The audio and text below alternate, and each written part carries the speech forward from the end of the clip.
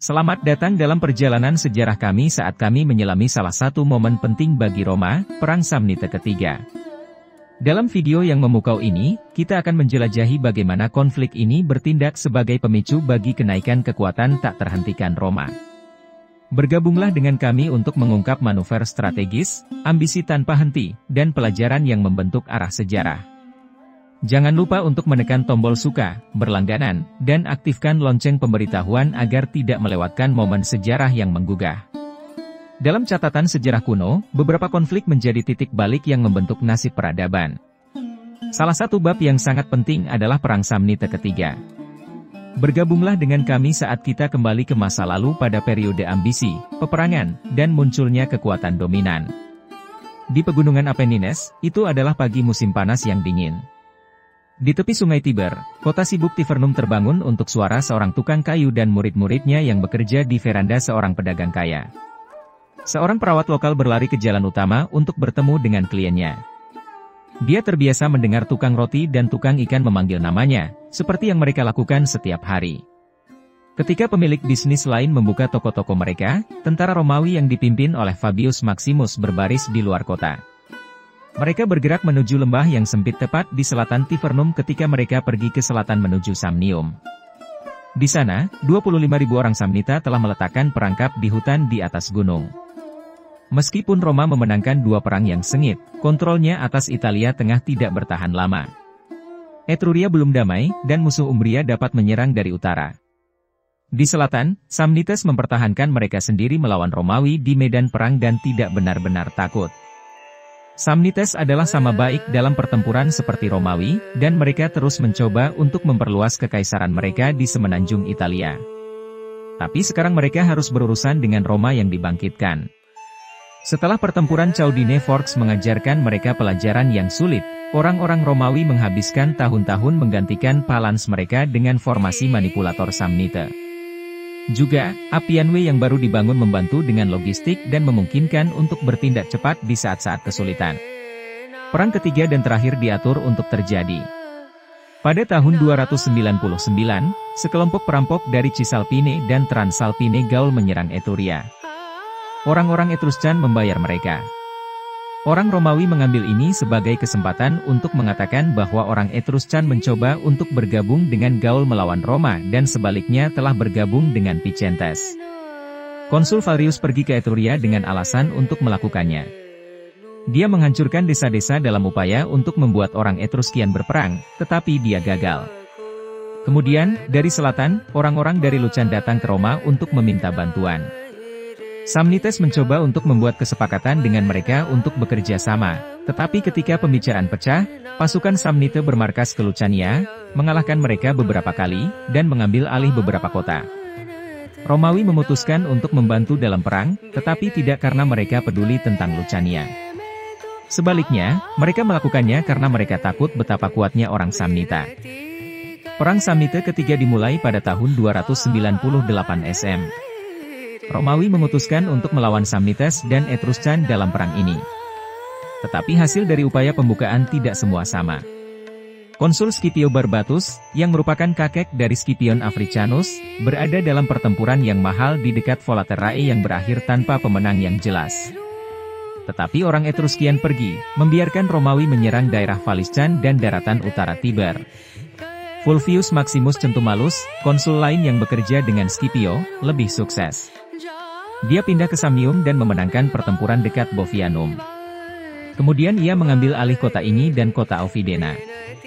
Karena mereka masih berperang dengan Etruria, mungkin bahwa pasukan Samnite di daerah itu tidak cukup kuat untuk menghentikan invasi Romawi skala penuh.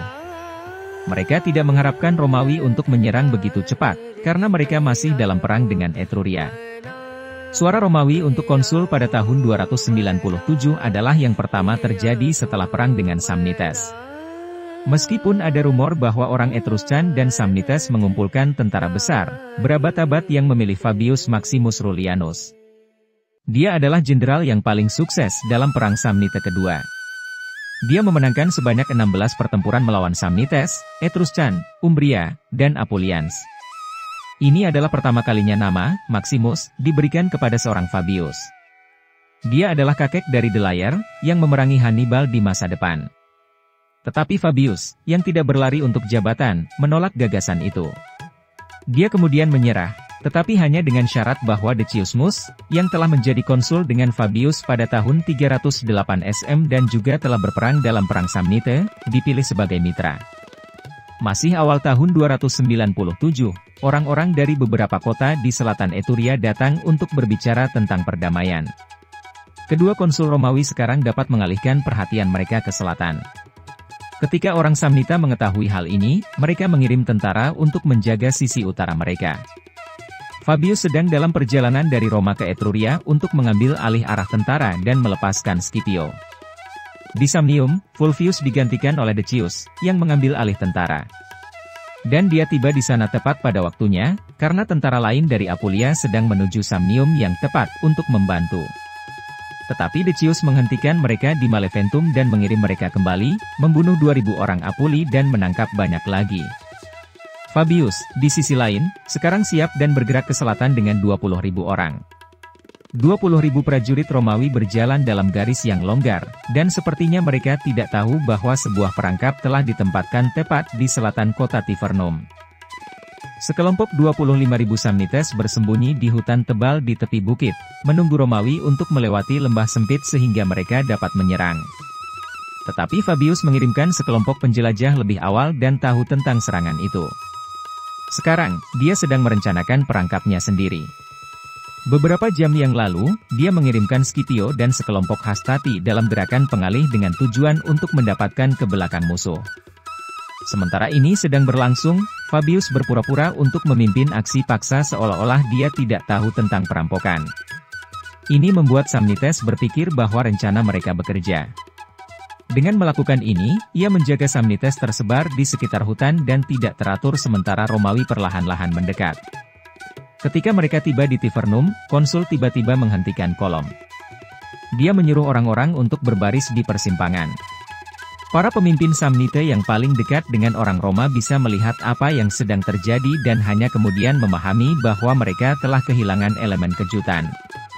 Tetapi pasukan mereka di pegunungan ke selatan tidak dapat melihat apa yang terjadi di pintu masuk lembah, sehingga mereka tidak tahu bahwa rencana itu telah gagal.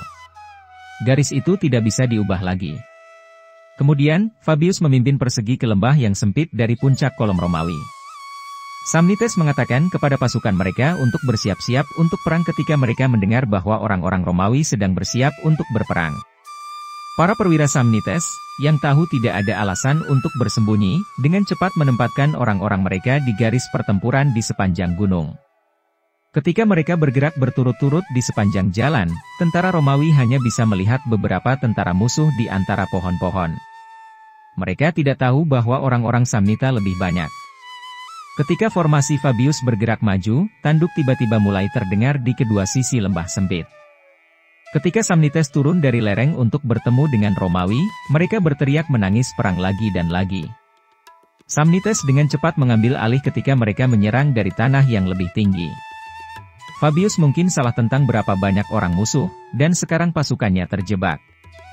Kubus-kubusnya terus memblokir serangan setelah serangan, tetapi mereka perlahan-lahan menjadi berantakan dan melengkung. Jelas bahwa Samnites mendapatkan keunggulan. Fabius mengambil penembak legion pertama dari garis dan menempatkan prinsip-prinsipnya di belakang mereka untuk membantu. Dia menyuruh mereka menyerang musuh dari depan. Romawi membuat beberapa kemajuan, tetapi Samnites berjuang keras dan mampu menghentikan kelompok serangan Fabius. Lalu apa? Scipio, yang bertanggung jawab atas hastati Romawi, datang dari belakang dan memimpin mereka. Ketika pasukan di kedua sisi melihat para ksatria yang mengisi, mereka berpikir bahwa detasemen ini berarti bahwa tentara konsul Deciusmus yang lain sedang datang. Namun, tentara Deciusmus ditempatkan ratusan kilometer ke selatan di Samnium.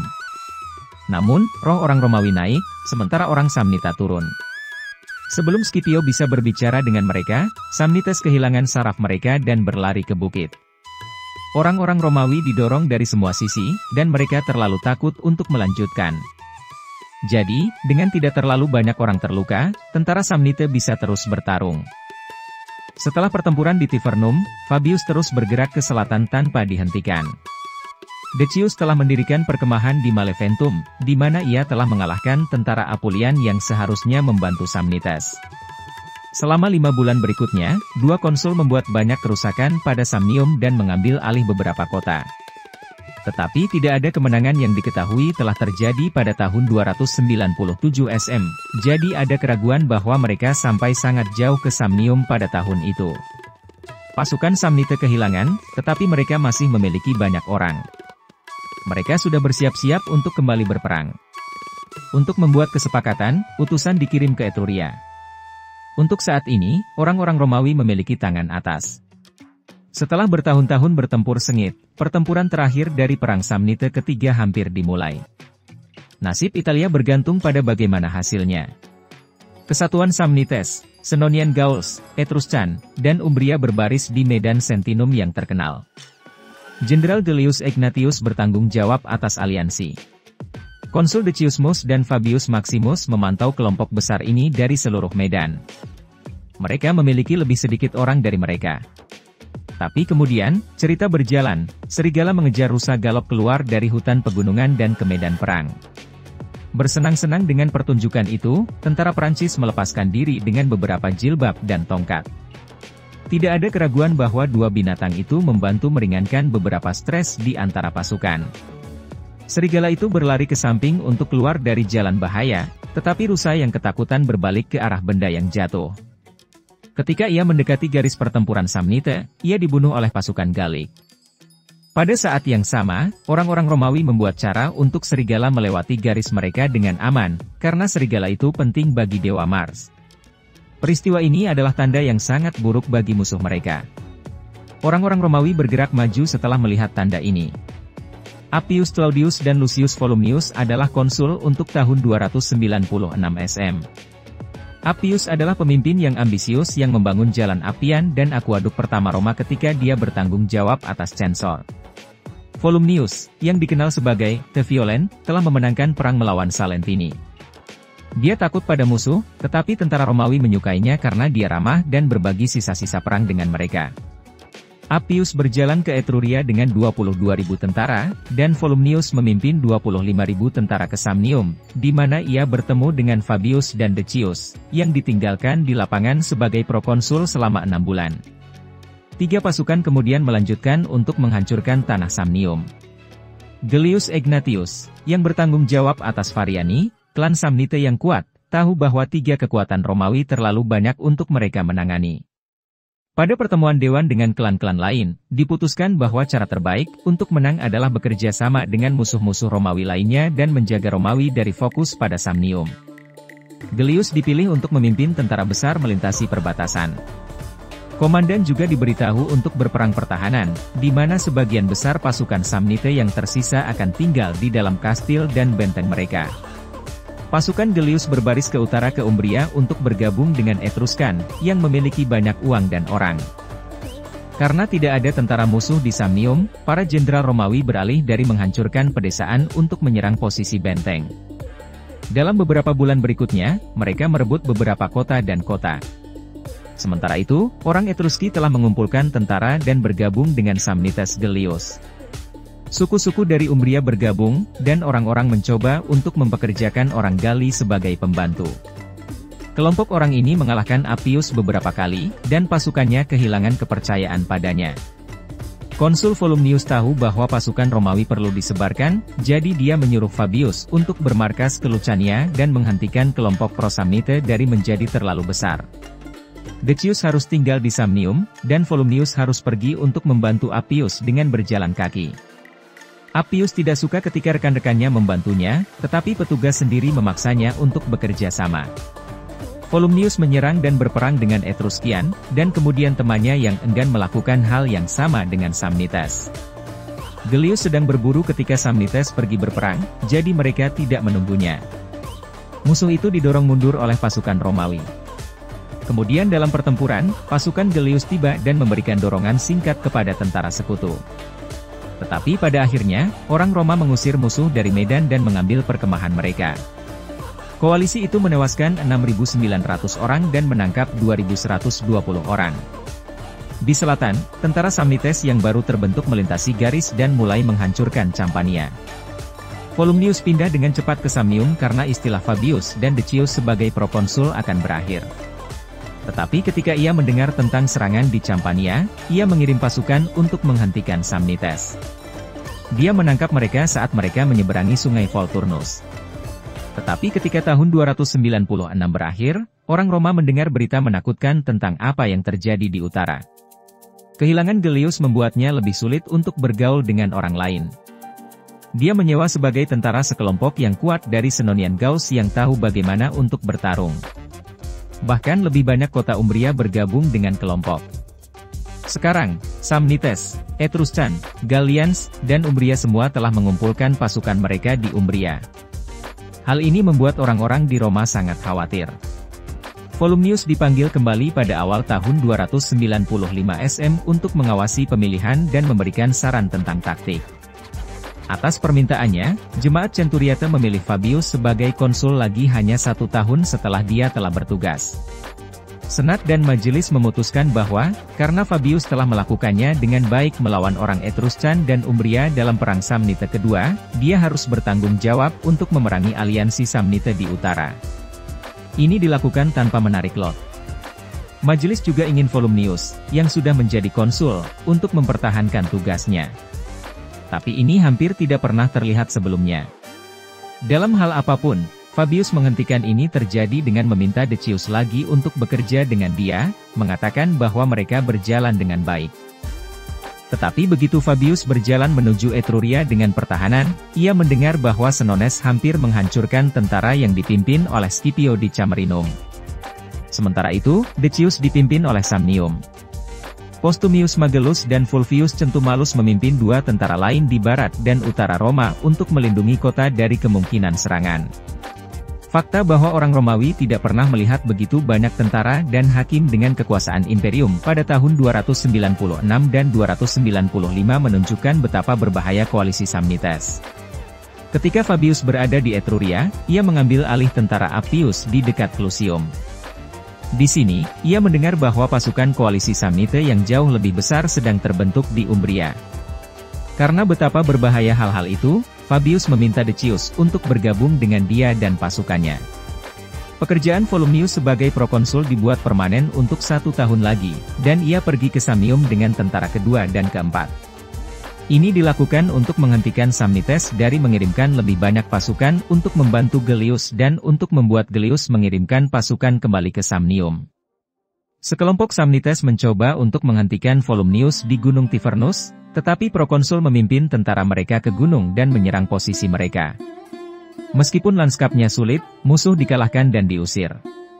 Sementara ini berlangsung, Decius bertemu dengan Fabius di utara, dan 2 konsul memimpin tentara mereka ke daerah sekitar Sentinum.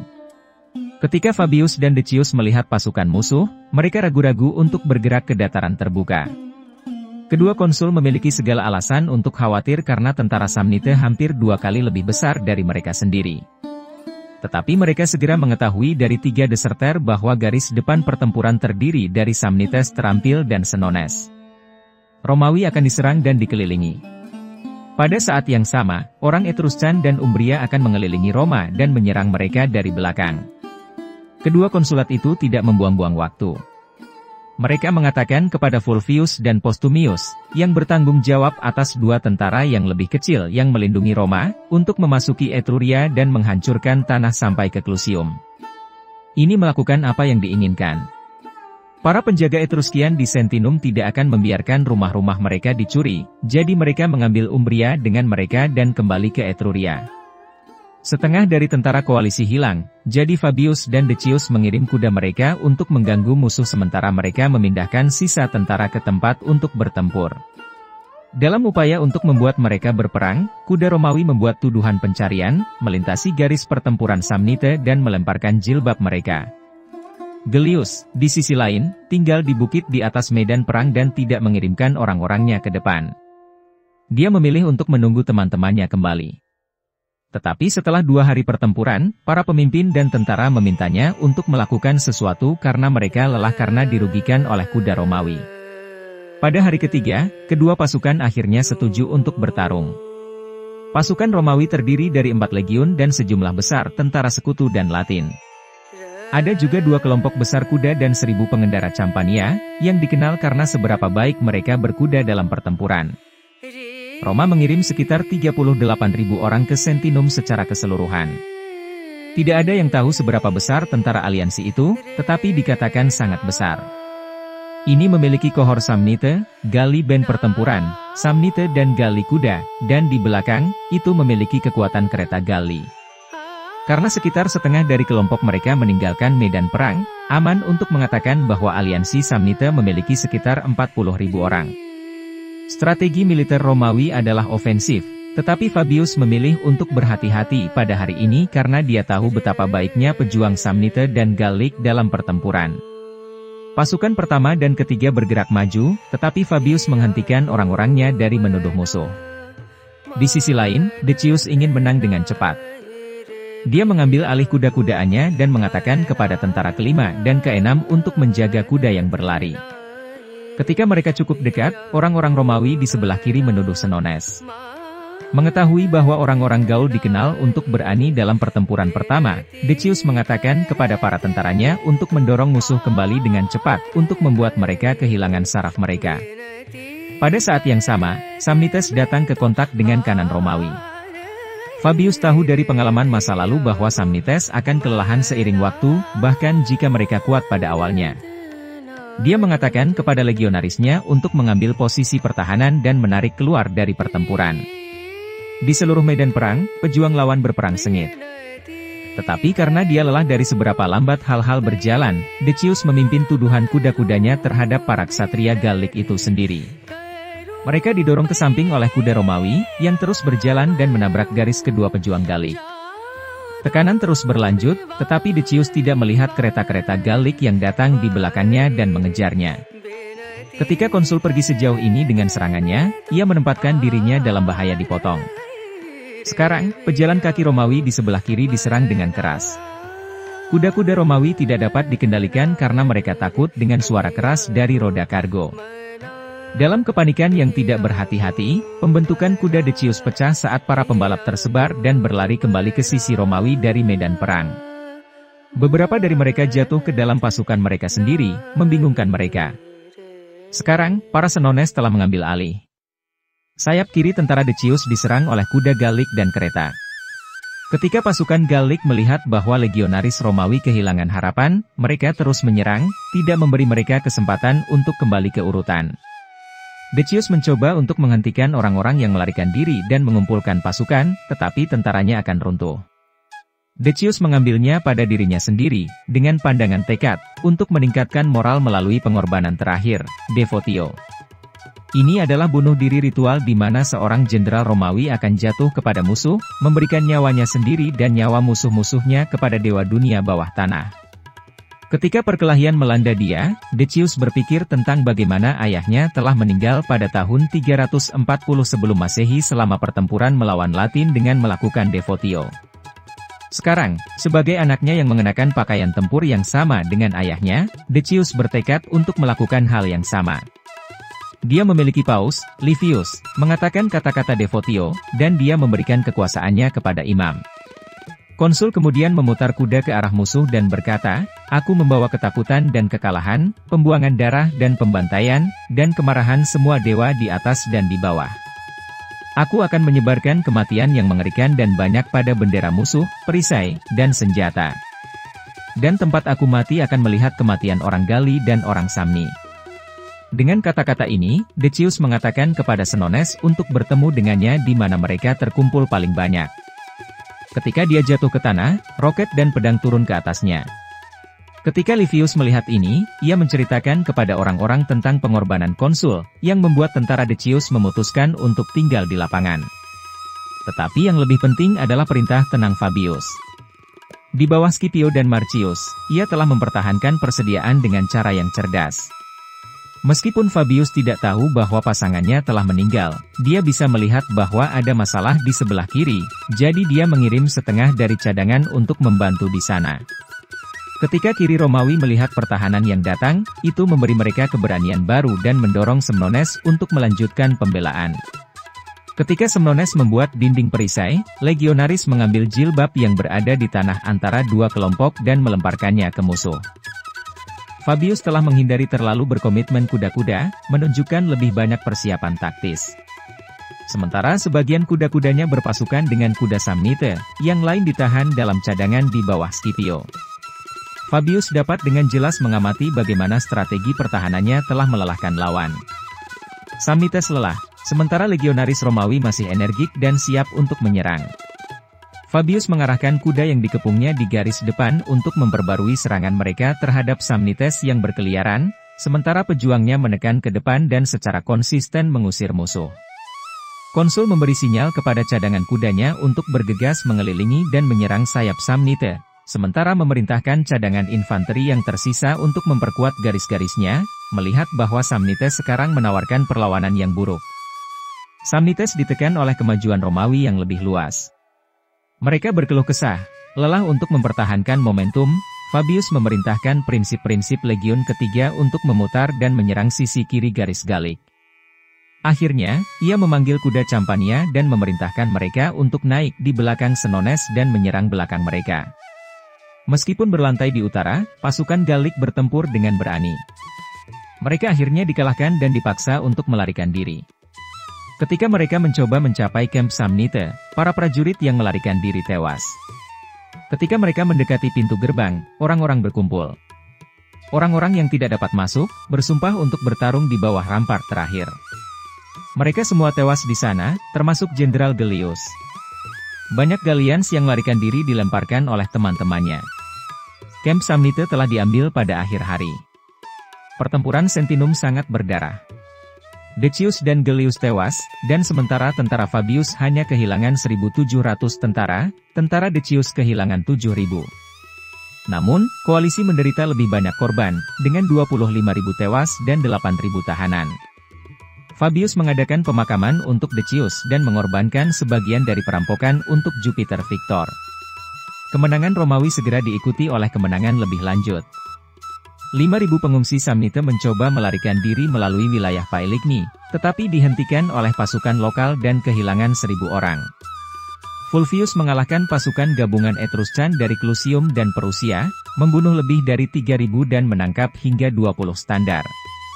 Fabius juga menyerang Etruria, membunuh 4.500 orang Peru dan mengambil 1.740 tawanan. Paling penting, sebagai tanggapan terhadap serangan Samnite di wilayah Aurunci dan sekitar Volturnus, Appius mengambil kepemimpinan tentara Decius dan membentuk aliansi dengan Volumnius. Kedua jenderal mengalahkan tentara Samnite di Stellate Plains, membunuh 16.300 dan menangkap 2.700 orang. Romawi telah dengan tegas menghancurkan aliansi empat bangsa berkat inisiatif strategis dan taktis Fabius. Bahaya terbesar bagi dominasi Romawi telah dikalahkan. Romawi sekarang akan menerima tidak kurang dari penangkapan Samnium setelah upaya titanik seperti itu. Samnites melihat bahwa kebebasan mereka terancam dan berjuang selama 5 tahun lagi, tetapi itu adalah cerita untuk video lain. Upaya Samnite untuk membentuk koalisi anti-Romawi telah gagal di Sentinum, dan kemenangan Roma di Stellate Plains telah melemahkan tenaga kerja Samnite bahkan lebih jauh. Samnites yang keras kepala, bagaimanapun, menolak untuk mengakui kekalahan, bersumpah untuk bertarung gigi dan kuku untuk melindungi kebebasan mereka, seperti yang dipuji oleh sejarawan Romawi Livy.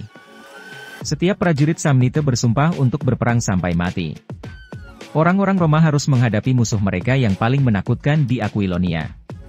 Marcus Atilius Regulus dan Lucius Postumius Megellus dipilih sebagai konsul pada tahun 294 sebelum Masehi.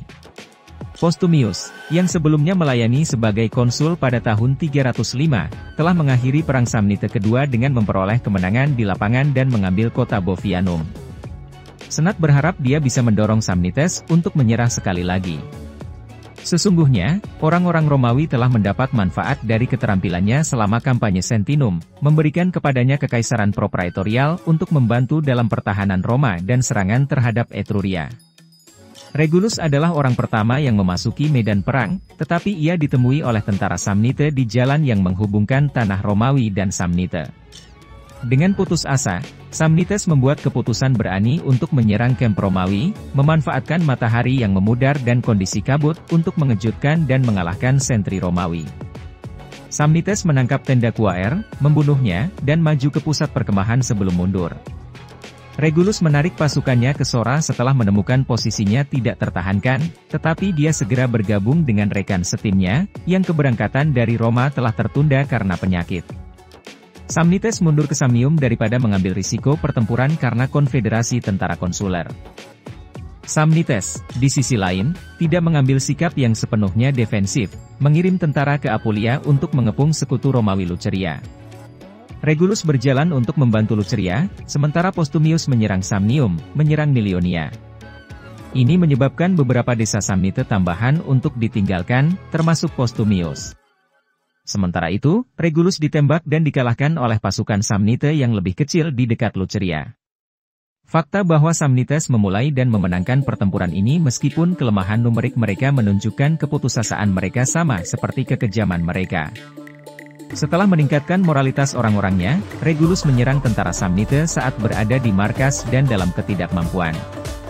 Dia mengelilingi tentara dan memaksa mereka untuk menyerah, membunuh 4.800 Samnites dan menangkap 7.800. Namun, 7.800 orang Romawi juga dibunuh selama 2 konflik. Regulus kemudian berbaris di Volcentes, mungkin dalam pencarian target yang lebih mudah. Sementara Regulus mengalahkan Volcentes, Samnites menghindari konflik dengan Postumius. Akibatnya, Postumius mengubah medan pertempuran untuk maju melawan Etruscan. Tanpa berkonsultasi dengan Senat, ia bermarkas ke Etruria, di mana ia mengalahkan Volsinii dan menyerbu kota Rucellai.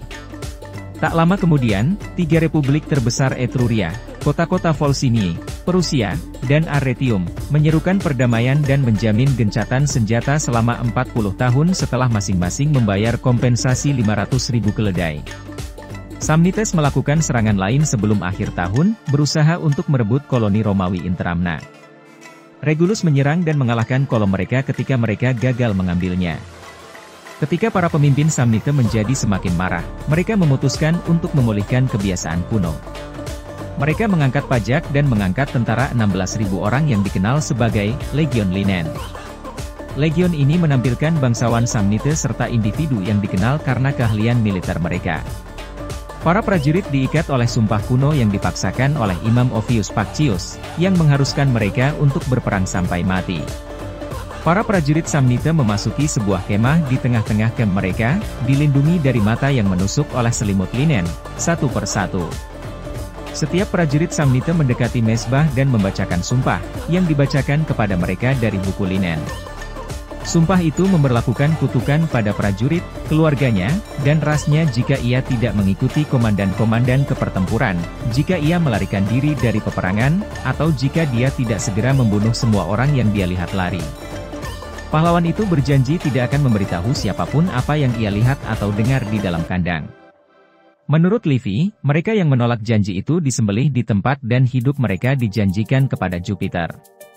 Mayat mereka ditinggalkan di samping mezbah, di antara sisa-sisa korban pengorbanan, untuk berfungsi sebagai peringatan. Para legionaris, yang membentuk basis tentara Samnite, diberi perisai putih, kemungkinan linotoras, untuk membedakan diri mereka dari rekan-rekan mereka. Mereka bergabung dengan sekitar 20.000 tentara lain yang, menurut Livy, tidak kurang mampu prajurit. Pasukan itu kemudian menyerbu Campania. Ketika Roma memilih konsul untuk 293 sebelum Masehi, mereka memilih 2 orang yang belum memegang posisi tetapi sangat dihormati. Spurius Carvilius adalah seorang novus homo berbakat, dan Lucius Papirius Cursor adalah putra dari ayahnya yang bernama, salah satu jenderal paling efektif perang Samnite kedua. Selain itu, kedua konsul ditunjuk delegasi berpengalaman. Carvilius dikelilingi oleh Postumius, dan Papirius disertai oleh Scipio Barbatus dan Volumnius. Volumnius, yang dipanggil The Flame dan The Violent, untuk kemenangan-kemenangannya di awal perang, akan memberikan penasihat vital. Papirius mengumpulkan tentara baru, dan Carvilius mengambil alih Legion Regulus. Ketika konsul maju menuju Samnium, Carvilius mengambil Amiternum dan Papirius mengambil Duronia, membunuh dan menangkap banyak orang. Serangan Romawi memaksa tentara Samnite, termasuk Legion Linen, untuk kembali ke pertahanan tanah air mereka. Mereka berkemah di dekat kota Aquilonia. Servilius menghancurkan daerah Atinate sebelum berbaris di Cominium, dan Papirius melangkah pasukan ke posisi mereka. Dia mendirikan perkemahan di luar kota, sekitar 20 mil Romawi dari kamp rekan-rekannya. Sementara Papirius melawan Samnites, Servilius membangun mesin pengepungan. Papirius berencana untuk melancarkan serangan terhadap Cominium pada hari yang sama dengan Romawi. Tepat ketika Papirius dipersiapkan untuk pertempuran, ia belajar dari seorang deserter bahwa pemimpin tentara Samnite utama telah mengirim 20 kohor, total sekitar 8.000 tentara, untuk membantu garnison Cominium. Dia mengirimkan pesan untuk memperingatkan Servilius, yang kemudian memerintahkan Brutus Caeva untuk menahan pasukan dengan legiun pertama dan 10 kelompok bantuan, total sekitar 8.500 tentara. Namun, ketika detasemen Samnite hanya 7 mil dari Cominium, Jenderal Samnite di luar Aquilonia memanggil mereka kembali ke kamp mereka, karena Papirius telah mengumpulkan pasukannya untuk perang. Angkatan darat tidak akan bisa kembali tepat waktu untuk konflik. Koordinasi yang kuat antara Papirius dan Servilius, bersama dengan ketidakpastian Samnite, memastikan bahwa 8.000 pasukan Samnite tidak akan berpartisipasi dalam keduanya. Papirius, yang memimpin tentara konsuler khas, memiliki sekitar 20.000 orang, sementara tentara Samnite masih memiliki sekitar 28.000 orang. Namun, setelah berkonsultasi dengan Volumnius dan Scipio, mereka menyusun strategi brilian untuk mengalahkan lawan mereka. Volumnius diberi kehormatan untuk memimpin sayap kanan tentara, sementara Scipio diberikan sayap kiri. Sementara itu, Spurius Nautius ditugaskan untuk memimpin detasemen 3 kelompok bantuan untuk mengumpulkan mulia dari kereta bagasi Romawi. Mul dan pengendara mereka harus dipimpin sepanjang rute bulat dari pandangan kedua tentara oleh Nautius. Infanteri Romawi dan Samnite ditugaskan ke pertempuran, tanduk bernyanyi dan orang-orang berteriak. Kedua belah pihak bersiap-siap untuk pertempuran. Samnites tidak hanya berjuang untuk pembebasan mereka, tetapi mereka juga melampaui jumlah legiun Linen, yang telah berjanji untuk berperang sampai mati.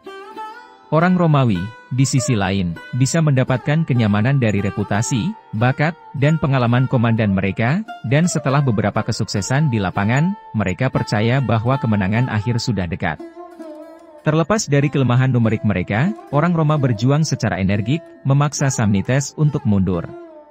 Flanks di bawah Volumnius dan Scipio menekan Samnites dari kedua sisi, sementara pusat Romawi mendapatkan tanah juga. Untuk mengembalikan kekuatan mereka, Samnites mengangkat garis kedua. Namun, ketika mereka melakukannya, awan debu terbentuk di sepanjang kenaikan medan di sisi kedua tentara. Itu adalah Nautius dan pengikut-pengikutnya. Cohorts auxiliary terlihat untuk kedua tentara. Meskipun hanya ada sekitar 1.200 dari mereka, mereka menciptakan awan debu yang jauh lebih besar dari yang seharusnya. Semuanya adalah rusus. Para pengikut perkemahan pada mulia mengejar rumput hijau di atas tanah, memberikan kesan bahwa asisten memimpin kolom yang jauh lebih besar. Kedua legionaris Romawi dan Samnite tertipu dengan berpikir bahwa Servilius telah datang dengan tentara konsuler lainnya. Papirius dan legat-legatnya menerima mitos ini, mendesak orang-orang mereka untuk mengambil kemenangan sebelum tentara lawan dapat mengklaimnya. Moral Samnite telah terguncang. Selain itu, setelah munculnya pasukan Nautius, para pemimpin kuda Romawi Trebonius dan Caedicius meluncurkan serangan sesuai dengan rencana yang direncanakan. Kuda-kuda dan kuda sekutu mendorong kuda Samnite kembali, dan beberapa dari mereka berkeliling untuk menyerang sayap pejalan kaki Samnite. Volumnius dan Scipio berkonsentrasi serangan mereka di pinggiran pejuang Samnite ketika mereka berbalik untuk menghadapi kuda Romawi. Samnites menyerah dan hancur, ketakutan mereka terhadap dewa-dewa memberikan tempat kepada ketakwaan mereka terhadap Romawi. Mereka di sisi Volumnius tampaknya telah menjadi yang pertama untuk memecahkan. Volumnius kekerasan mengejar musuh yang mundur dan menaklukkan perkemahan mereka. Sementara itu, Scipio mengejar bagian dari tentara musuh ke Aquilonia dan mengambil salah satu gerbang musuh yang panik. Para Samnite melarikan diri dari kota pada malam itu. Menurut Livy, sekitar 20.000 Samnites dibunuh dan hampir 4.000 ditangkap, dengan hanya beberapa ribu melarikan diri dari konflik. Selain itu, Romawi menangkap 97 standar musuh. Menurut Orosius, seorang sejarawan yang kemudian, orang Romawi membunuh 12.000 orang. Kebodohan angka mungkin membuatnya lebih mungkin, tetapi Orosius lebih rentan terhadap kesalahan. Selain keberhasilan Papirius, Charvilius menyerang Cominium pada hari yang sama. Meskipun telah mengirimkan hampir setengah tentaranya untuk menahan detasemen Samnite, prajurit-prajurit yang selamat mempersiapkan untuk menyerang kota. Orang-orang Romawi membongkar bagian dari tembok dan meledak melalui salah satu gerbang setelah menutupi setiap gerbang untuk mencegah musuh keluar.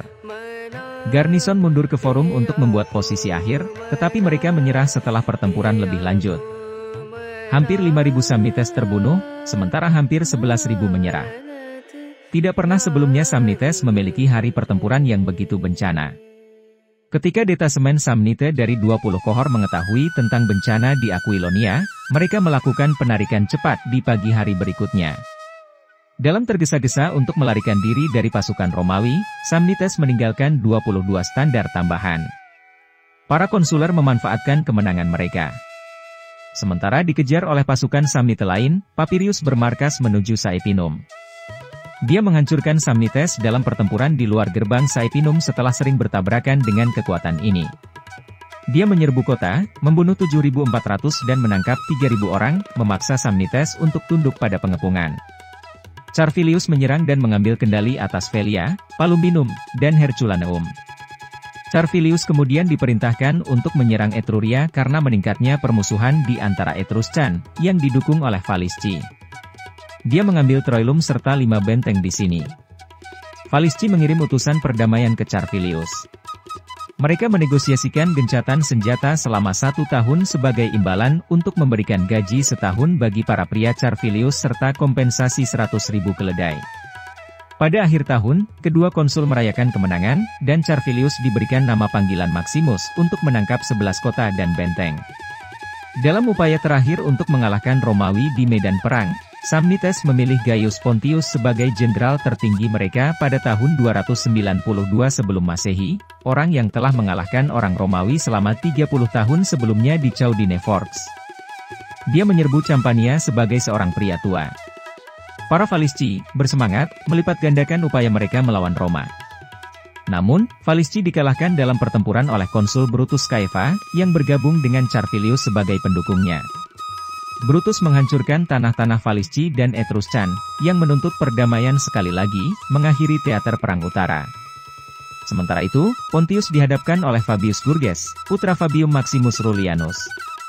Selain itu, sebagai tanggapan terhadap ancaman Samnite yang terkenal, Senat menunjuk Rullianus untuk melayani sebagai pelayan putranya. Gurges, bersemangat untuk bersaing dengan ayahnya untuk kemuliaan, berbaris pasukan ke Campania tanpa menunggu kedatangan ayahnya, melampaui kereta bagasi sendiri. Kolom Romawi, bagaimanapun, diambil oleh kejutan oleh Samnites Pontius, yang menyerang dalam formasi kompak dan menyebabkan kerugian yang menghancurkan. Hanya kedatangan malam yang mencegah tentara Romawi dihancurkan. Banyak dari mereka yang terluka meninggal karena marching terlalu jauh di depan para dokter. Untungnya, Fabius Rullianus datang dengan cepat dan mengambil alih komando de facto tentara putranya. Tidak ada catatan spesifik dari pertempuran berikutnya, tetapi dalam pertempurannya besar terakhir dari Perang Samnite ketiga, 2 jenderal yang paling sukses di kedua sisi, yang keduanya telah mengarahkan tentara sejak tahun 320-an, berperang terakhir di lapangan. Rullianus menyelamatkan anaknya dari kematian pasti dalam pertempuran keras, menurut Orosius. Pada akhirnya, orang Romawi mengalahkan Samnites, membunuh 20.000 dan menangkap 4.000 orang, termasuk Pontius. Jika statistik ini benar, Romawi mungkin telah mengelilingi pasukan Samnite. Dalam kemenangan berikutnya, Pontius dipenggal kepala. Kekalahan Samnites sekarang telah menjadi tak terelakkan. Selebihnya tahun ini didedikasikan untuk mengambil kota-kota pentri, yang paling banyak dari suku Samnite. Postumius Megellus menaklukkan sejumlah kota pada tahun 291 sebelum Masehi, termasuk Cominium Occitum dan Venusia. Senat mengirim 20.000 penjajah ke Venusia atas permintaan Postumius. Orang Romawi memperkuat kekuasaan mereka atas bangsa yang berada di ambang kekalahan dengan membangun koloni terbesar hingga saat ini dan menempatkannya di jantung Samnite. Pada tahun 290 sebelum Masehi, Roma mengirim kedua konsul ke Samnium dalam upaya terakhir untuk memastikan penyerahan mereka. Dentatus, jenderal yang mengalahkan Pirhus kemudian, dan temannya Rufinus mengalahkan Samnites dalam beberapa pertempuran. Kampanye dan perjanjian tidak dijelaskan secara rinci, tetapi Samnites akhirnya mengklaim perdamaian. Romawi mengakui mereka sebagai sekutu independen, tetapi mereka harus taat kepada Roma dan dipaksa untuk menyerahkan tanah sebagai imbalan. Para Samnites tidak bertarung dengan Romawi untuk terakhir kalinya. Mereka memberontak sejak 282 sebelum Masehi, dan suku Samnite akhirnya berkolaborasi dengan Pirhus dan Hannibal. Tetapi Samnites tidak akan pernah lagi mewakili ancaman terhadap kekuasaan Romawi. Saat kita merenungkan gema-gema sejarah, kita diingatkan bahwa bahkan cobaan paling ganas dapat membentuk kekuatan yang paling tidak bisa ditembus. Perang Samnite ketiga Roma tetap sebagai bukti ketangguhan peradaban, selamanya mencetak namanya dalam lembaran kekuasaan yang tak terhentikan. Terima kasih telah bergabung dalam perjalanan ini melintasi waktu. Jangan lupa untuk memberikan suka, berlangganan, dan menekan lonceng notifikasi untuk tetap terhubung dengan eksplorasi sejarah yang menarik lainnya. Selalu ceria!